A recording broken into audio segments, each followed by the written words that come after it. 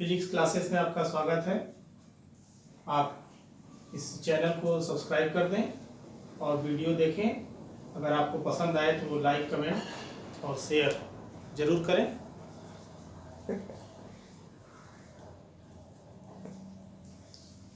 आज हम लोग क्लास 10th के फिजिक्स जो एनसीईआरटी का चैप्टर 12 है, इलेक्ट्रिसिटी, विद्युत, इसके बारे में कुछ पार्ट जो है जानेंगे। तो सबसे पहले तो वैद्युत आवेश का संक्षिप्त इतिहास क्या है। जैसा कि आप इसके बहुत से अनुप्रयोग जानते हैं, जैसे अगर टीवी चल रही हो, उसके सामने से अगर कर्टेन को हटाएं तो चरचराहट की आवाज़ आती है, या आप सर्दियों के दिनों में जब ऊनी कपड़े उतारते हैं तो देखते हैं कि कभी कभी उससे जो है हल्की सी चिंगारी या कपड़ों में चरचराहट की आवाज़ आती है। कागज़ के छोटे छोटे टुकड़े, जैसे आप स्केल को अपने सिर में रगड़ करके और कागज़ के छोटे छोटे टुकड़ों के पास ले आते हैं तो वह उसे अपनी तरफ अट्रैक्ट करता है। तो ये सब क्या है? यह सब आवेश के कारण होता है। तो 2500 वर्ष पहले सबसे पहले थेल्स ने अंबर को ऊन से रगड़ने पर देखा कि कागज के टुकड़े को वो अपनी ओर आकर्षित कर लेता है। तो यह अंबर का ग्रीक नाम जो है इलेक्ट्रॉन, ELECTRON, इलेक्ट्रॉन होता है, जिसका अर्थ होता है इलेक्ट्रिसिटी। बहुत लंबे समय तक, लगभग 1600 ईस्वी में इंग्लैंड के वैज्ञानिक डॉक्टर गिलबर्ट ने बताया कि ग्लास, आबनूस, सल्फर, ये भी अन्य पदार्थों से रगड़ के पश्चात कागज एवं हल्की वस्तुओं को अपनी ओर आकर्षित करते हैं। 1750 में बेंजामिन फ्रैंकलिन ने बताया कि आवेश दो प्रकार के होते हैं, धनात्मक और ऋणात्मक। इसी क्रम में आगे कैवेंडिश ने बताया कि वैद्युत बल में आकर्षण एवं प्रतिकर्षण बल का कॉन्सेप्ट है। अर्थात कैवेंडिश ने वैद्युत बल में आकर्षण एवं प्रतिकर्षण बल का तथ्य दिया। अब वैद्युत आवेश होता क्या है? पदार्थ का वह मूलभूत गुण जिसके कारण पदार्थ में वैद्युतमय होने का गुण आता है, वैद्युतमय होने का गुण आता है। अर्थात पदार्थ विद्युत बल का अनुभव करता है या दूसरे पदार्थ पर वैद्युत बल का प्रभाव डालता है। तो वैद्युत आवेश पदार्थ का वह मूल गुण है जिसके कारण पदार्थ में वैद्युतमय होने का गुण आता है। वैद्युत आवेश एक मूल भौतिक राशि है। जैसे फंडामेंटल क्वांटिटीज हैं, तो आवेश जो है वह एक मूल भौतिक राशि है। यह एक अदिश राशि है। आवेश का एसआई मात्रक कूलाम होता है। इसे कैपिटल C से प्रदर्शित करते हैं। तो 1 coulomb equals to 1 ampere into second. 1 coulomb 1 ampere into second के बराबर होता है। आवेशों के प्रकार, आपको पता है कि आवेश दो प्रकार के होते हैं, धनात्मक आवेश और ऋणात्मक आवेश। धनात्मक आवेश क्या होते हैं? यदि पदार्थ में इलेक्ट्रॉनों की कमी होती है, ध्यान दीजिए, यदि पदार्थ में इलेक्ट्रॉनों की कमी होती है तो पदार्थ पर धन आवेश होता है, और यदि पदार्थ में इलेक्ट्रॉनों की अधिकता होती है, इलेक्ट्रॉनों की अधिकता होती है तो पदार्थ पर ऋण आवेश होता है। इसके कुछ एग्जांपल्स देखें आप। जैसे आपने पढ़ा हुआ है सोडियम का इलेक्ट्रॉनिक कॉन्फ़िगरेशन 281, अर्थात उसमें टोटल इलेक्ट्रॉनों की संख्या होती है 11। तो जितने इलेक्ट्रॉन होते हैं उतने ही प्रोटॉन भी होते हैं, तो प्रोटॉनों की संख्या भी हो गई 11। अतः इस पर कुल आवेश कितना हुआ? इलेक्ट्रॉन का आवेश प्लस प्रोटॉन का आवेश। 11 इलेक्ट्रॉन है तो -11 हो गया, 11 प्रोटॉन है तो +11 हो गया। अब इन दोनों को अगर आप ऐड करेंगे तो -+0, अर्थात सोडियम के ऊपर कोई आवेश नहीं है। अर्थात जब जो है वह आयन के फॉर्म में नहीं है तो उस पर कोई आवेश नहीं है। अब देखें सोडियम प्लस अर्थात सोडियम आयन के लिए क्या होगा, तो सोडियम आयन कैसे बनता है, आपने देखा होगा कि जब सोडियम एक इलेक्ट्रॉन त्याग देता है, एक इलेक्ट्रॉन त्याग देता है तो वह Na+ होता है। तो सोडियम से एक इलेक्ट्रॉन निकल गया, जब एक इलेक्ट्रॉन निकल गया तो बचे कितने, 10 इलेक्ट्रॉन। तो 10 इलेक्ट्रॉनों का आवेश और प्रोटॉन तो उतने ही हैं, तो +11 प्रोटॉनों का आवेश। तो अब टोटल हो गया -10 + 11 = +1। अतः सोडियम आयन धन आवेशित है। तो अब आपने देखा कि सोडियम आयन जो है जब इलेक्ट्रॉन को त्याग दिया अर्थात उसमें इलेक्ट्रॉनों की कमी हो गई, जब इलेक्ट्रॉन की कमी हो गई तो वह धन आवेशित हो गया। इसी तरह से क्लोरीन 17Cl35 होता है, तो क्लोरीन में 17 इलेक्ट्रॉन है, 2 8 7, पहले में 2, दूसरे ऑर्बिट में 8 और तीसरे में आउटर मोस्ट में 7 होते हैं। तो अब इसमें टोटल इलेक्ट्रॉनों की संख्या है 17, प्रोटॉनों की संख्या कितनी है 17, तो कुल आवेश कितना हुआ 17 इलेक्ट्रॉनों का आवेश प्लस 17 प्रोटॉनों का, तो इलेक्ट्रॉन का -17 और प्रोटॉन का +17, तो हो गया 0। अर्थात क्लोरीन जब अपने नेचुरल स्टेट में है उस स्थिति में उस पर कोई आवेश नहीं है। अब क्लोरीन माइनस, क्लोरीन आयन जिसे आप कहेंगे, के लिए क्या होता है कि क्लोरीन एक इलेक्ट्रॉन ले करके अपना ऑक्टेट पूरा करता है। तो जब क्लोरीन एक इलेक्ट्रॉन ले लिया तो अब उसके पास इलेक्ट्रॉनों की संख्या कितनी हो गई, पहले 17 थी अब हो गई 18। तो 18 इलेक्ट्रॉनों का आवेश और +17 प्रोटॉनों का आवेश, तो 18 इलेक्ट्रॉनों का -18 और 17 प्रोटॉनों का +17, तो ये हो गया -1। अर्थात अब क्लोरीन आयन पर टोटल आवेश -1 आया। तो इसका मतलब क्या होगा कि इस पर इलेक्ट्रॉन की अधिकता हुई, एक इलेक्ट्रॉन इसने लिया था, इसलिए क्लोरीन आयन अब कैसा हो गया, ऋण आवेशित हो गया। तो इस तरह से यह धनात्मक और ऋणात्मक आवेशित कण। कुछ एग्जांपल्स हैं कि जो चार्ज का ट्रांसफर होता है, अर्थात जैसे कांच की छड़ को रेशम से रगड़ें, तो जब रेशम से रगड़ेंगे तो जितना रेशम ऋण आवेशित होगा उतना ही कांच की छड़ धन आवेशित होगी। तो होता क्या है इसमें कि जब दोनों को रगड़ते हैं तो दोनों पदार्थों में जिस पदार्थ के बाहरी आउटर मोस्ट ऑर्बिट में जो इलेक्ट्रॉन होते हैं उनकी पकड़ कम होती है, अर्थात उस पर न्यूक्लियर फोर्स का प्रभाव कम होता है, तो जब रगड़ होती है तो वह दूसरे के प्रभाव में आकर के बाहर निकल जाते हैं। तो इस तरह से जितने इलेक्ट्रॉन एक से निकलेंगे दूसरे पर जाएंगे, तो एक पर जितने इलेक्ट्रॉनों की कमी होगी दूसरे पर उतने ही इलेक्ट्रॉनों की अधिकता होगी। तो इस तरह से बराबर धनावेशित और ऋणावेशित होंगे। तो जो इलेक्ट्रॉन दिया वह धन आवेशित और जिसने इलेक्ट्रॉन लिया वह ऋणावेशित होगा। इसी तरह से एग्जांपल है कि बिल्ली की खाल को आबनूस की छड़ से रगड़ने पर जितना बिल्ली की खाल धन आवेशित होती है उतना ही आबनूस की छड़ ऋण आवेशित होती है, क्योंकि आवेश की मात्रा बराबर होगी। वैद्युत आवेश के मौलिक गुण अथवा विशेषताएं। वैद्युत आवेशों की प्रकृति योगात्मक होती है, अर्थात दो आवेश या दो से अधिक आवेश हैं, अगर किसी पर आवेश को दिया जाता है तो वैद्युत आवेश का जो नेट योग होगा वह उसके बीजगणितीय योग के बराबर होता है।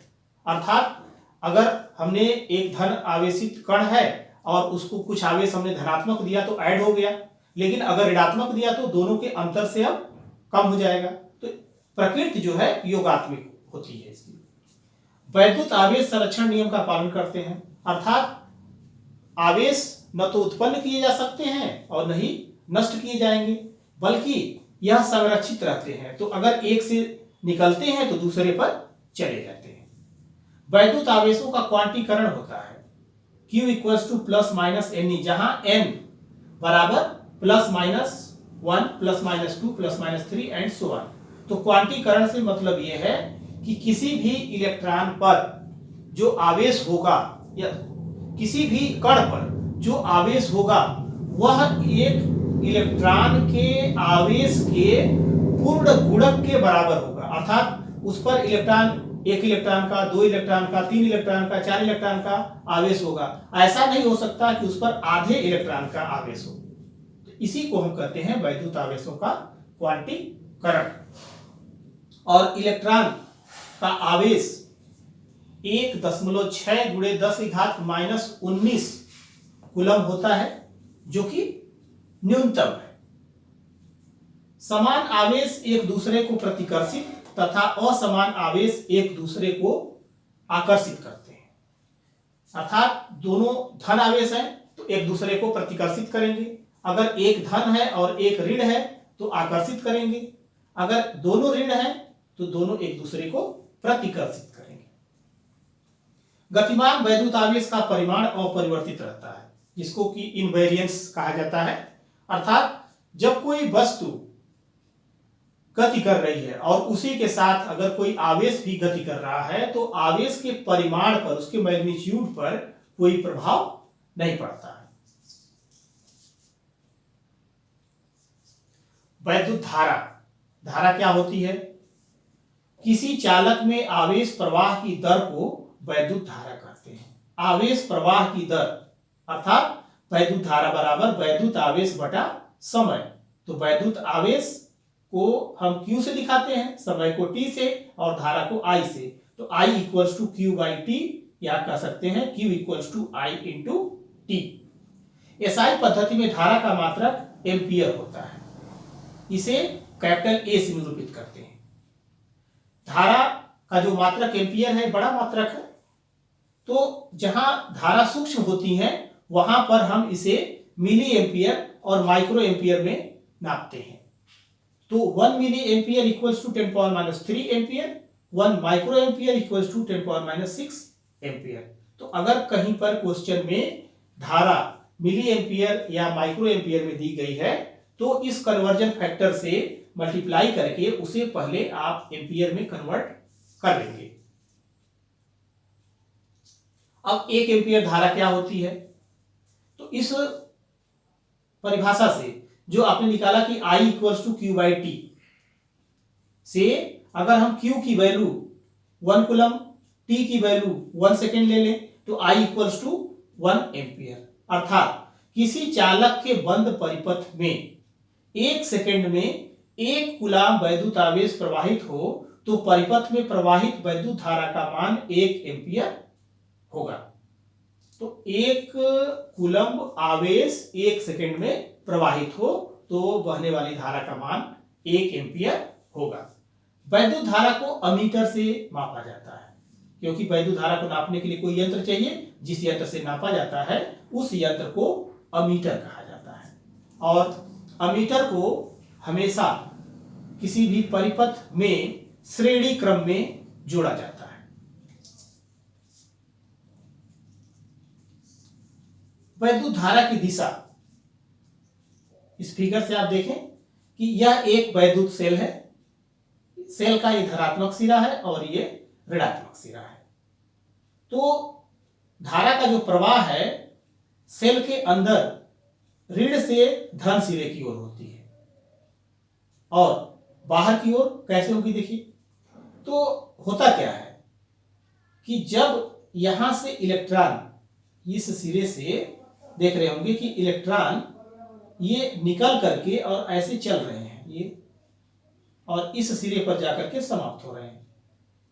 लेकिन जो वैद्युत धारा का प्रवाह है वह देख रहे होंगे कि इलेक्ट्रॉनों के चलने के विपरीत दिशा में, अर्थात इलेक्ट्रॉन जा रहे हैं इधर और धारा जा रही है इधर।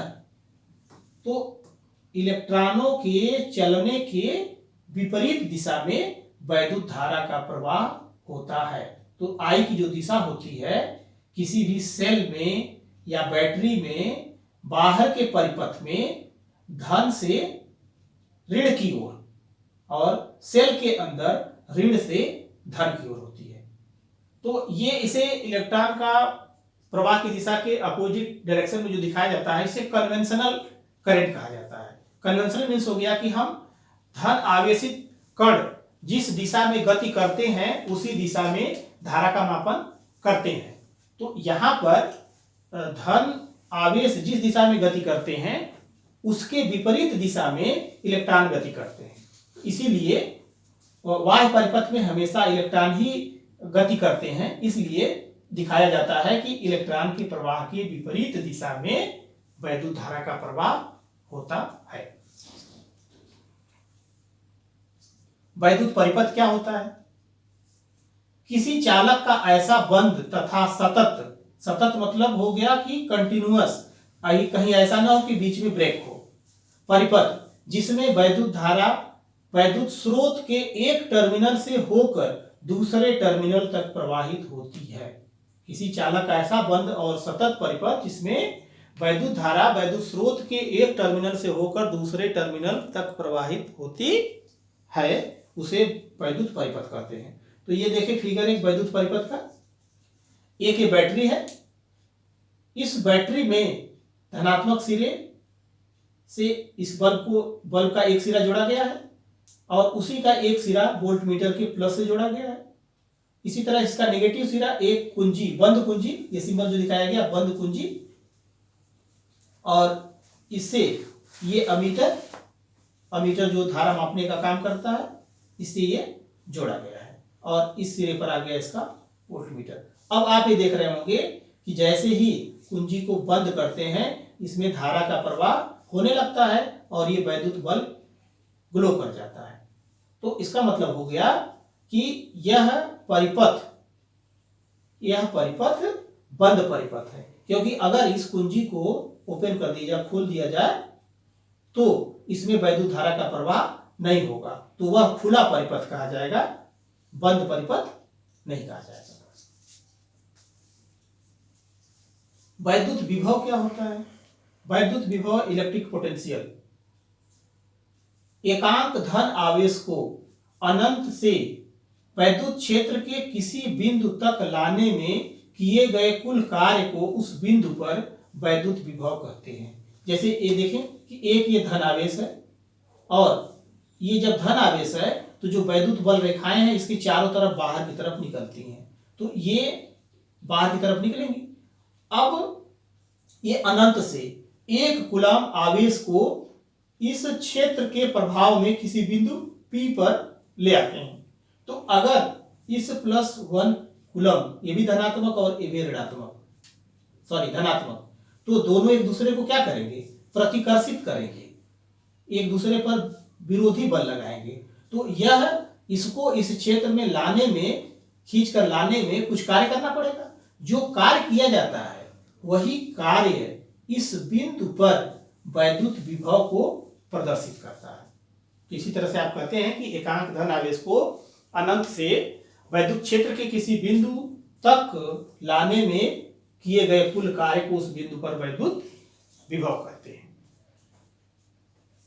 विभवांतर पोटेंशियल डिफरेंस किसी बंद परिपथ में दो बिंदुओं के बीच एकांक आवेश को प्रवाहित करने के लिए किए गए कार्य को उन दोनों बिंदुओं के बीच का विभवांतर कहते हैं।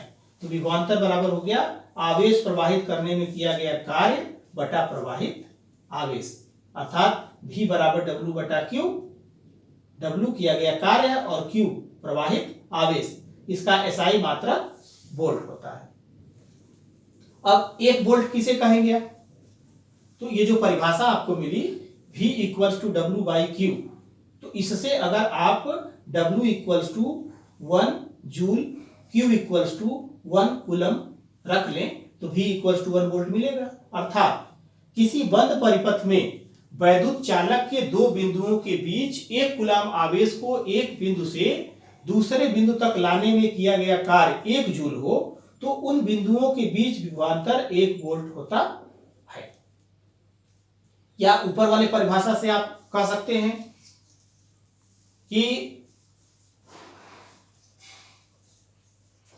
अनंत से एकांक धन आवेश को किसी विद्युत क्षेत्र में लाने में अगर किया गया कार्य 1 जूल है, किया गया कार्य 1 जूल है, तो उस बिंदु पर जो विभव होगा वह विभव 1 वोल्ट होगा। और विभवांतर यानी पोटेंशियल डिफरेंस को वोल्ट मीटर से मापा जाता है। वोल्ट मीटर को हमेशा जिसका विभव या विभवांतर मापना होता है उसके सिरों पर समांतर क्रम में जोड़ा जाता है। अब जो टॉपिक पढ़ा आपने इस पर आधारित कुछ ये आंकिक प्रश्न है। जैसे 1 कूलाम आवेश की रचना करने वाले इलेक्ट्रॉनों की संख्या परिकलित कीजिए। अर्थात 1 कूलाम अगर आवेश है तो उसमें कितने इलेक्ट्रॉन होंगे। तो हम लोगों ने भी पढ़ा कि Q इक्वल्स टू एन ही होता है। N नंबर ऑफ इलेक्ट्रॉन है, इलेक्ट्रॉनों की संख्या, E इलेक्ट्रॉनिक आवेश और Q चार्ज, Q कूलम में। तो Q बराबर 1 कूलम, N की वैल्यू हमें पता करनी है और E की वैल्यू होती है 1.6 × 10⁻19 कूलम। तो अगर इन वैल्यू को यहाँ पर पुट कर दें तो N इक्वल्स टू Q/E, इससे 1/1.6 × 10⁻19 इसे डिवाइड कर देंगे। डिवाइड करेंगे तो ये वैल्यू आपकी हो जाएगी 10/16 गुणे 10 की घात -19 है। तो -19 जब ऊपर जाएगा तो प्लस हो जाएगा। अब 1 को आप 1.6 से डिवाइड करेंगे तो 0.625 आएगा।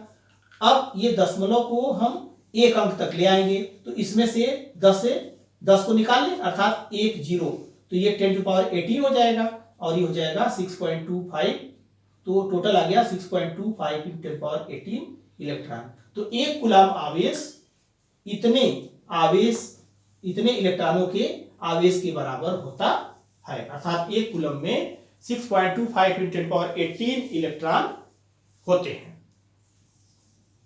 ये देखिए धारा से संबंधित दूसरा, एक तार से 2 एम्पियर की धारा प्रवाहित हो रही है। तार में होकर 20 मिनट में कितना आवेश प्रवाहित होगा। तो धारा कितनी है 2 एम्पियर, 20 मिनट जो समय है t इक्वल्स टू 20 मिनट, और आपको पता है कि 1 मिनट में 60 सेकेंड, इसको बदल देंगे तो 20 × 60 1200 सेकेंड हो गया।